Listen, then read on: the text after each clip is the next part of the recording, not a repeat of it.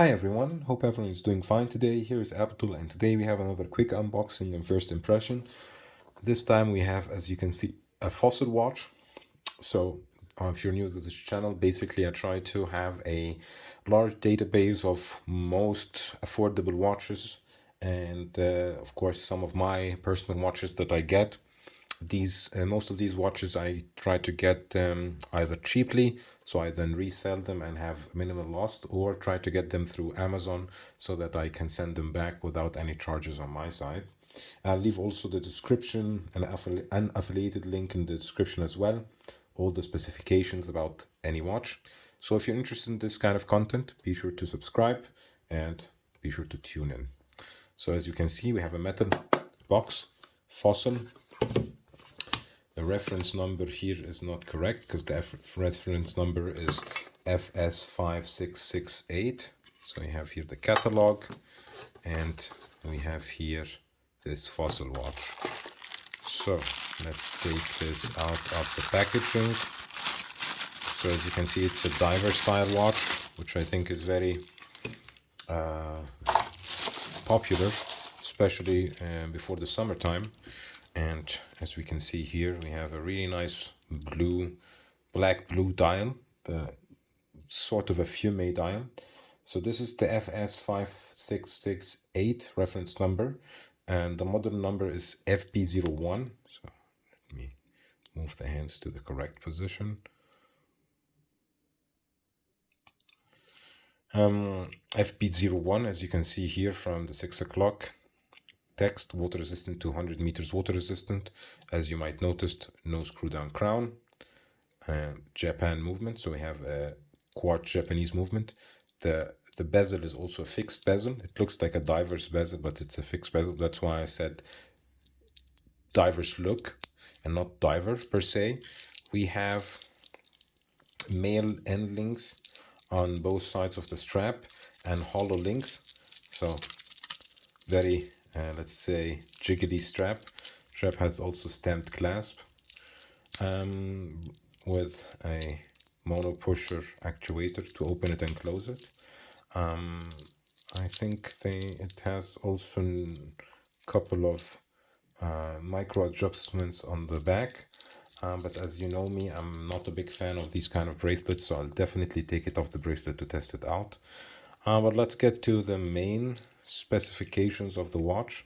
So the watch should be 42 millimeters in diameter and lug to lug at 50 with a thickness of 11 millimeters. And the strap width should be 22 millimeters. Yeah, that's the basics of the watch. So like I said, 100 meters water resistance, non-screw down crown. We have a case finished, polished all over. On the back side, nothing except old stainless steel, fossil, and so on. And we have actually this function I really like when brands make it, when you have this quick release spring bars on the straps, so it's much easier to take out and try in. So let me put it on a strap and get back to you guys. So I put it on a 22 millimeter NATO strap that I have, and it looks actually quite well. I thought this NATO strap would look nicely on it because of the diver's look. So let me put it on my wrist. I have for your reference, a 17.1 centimeter wrist, so 6.69 inches of girth. And this is how the watch will look like on my wrist. I like to wear it one finger away from my wrist bone and also as tight as possible, so no kind of jiggle effect. I don't like the watch to move on my wrist when I'm wearing it. I like it to stay exactly where I put it. And this is how it looks on my wrist: frontal, side, back view. And I think it goes well. So if you have a wrist that is bigger than mine, I think this would suit you well.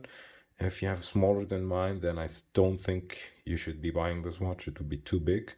As you can see, it's just on the edge, because also the lugs are protruding downwards, which makes it even more larger than it is.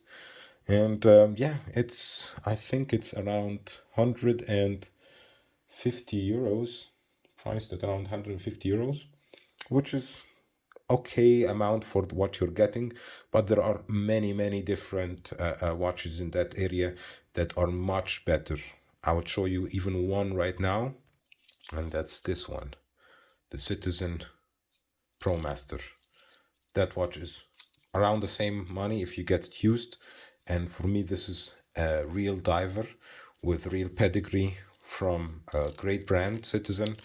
And you can move the bezel, everything lines up, everything quite well built as well.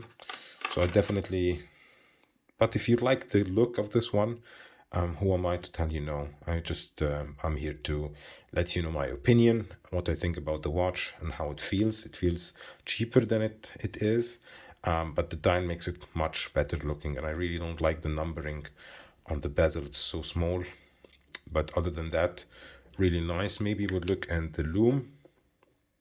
So that's something that is quite good also on this watch, that you have enough lume on the lume pips and on the hands as well.